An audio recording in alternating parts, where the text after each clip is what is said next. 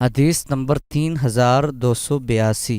حضرت ابو سلمہ بن عبد الرحمن کہتے ہیں کہ حضرت عبداللہ بن ابی سعید خدری رضی اللہ تعالیٰ عنہ میرے پاس سے گزرے تو میں نے ان سے پوچھا، آپ نے اپنے والد سے اس مسجد کے بارے میں کیا سنا جس کی بنیاد تقوی پر رکھی گئی ہے؟ انہوں نے جواب دیا کہ میرے والد نے فرمایا، میں رسالت مآب صلی اللہ علیہ وسلم کے ازواج میں سے کسی ایک کے ہاں گیا اور رسول اکرم صلی اللہ علیہ وسلم سے عرض کیا، یا رسول اللہ، کس مسجد کی بنیاد تقوی پر رکھی گئی؟ فرماتے ہیں آپ نے کنکریوں کی ایک مٹھی لے کر زمین پر ماری، پھر فرمایا وہ تمہاری یہ مسجد ہے، یعنی مدینہ منورہ کی مسجد۔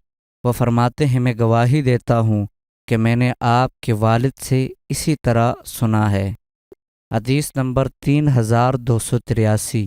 حضرت ابو سعید خدری رضی اللہ تعالیٰ عنہ سے ایک اور سند سے بھی اسی طرح مروی ہے۔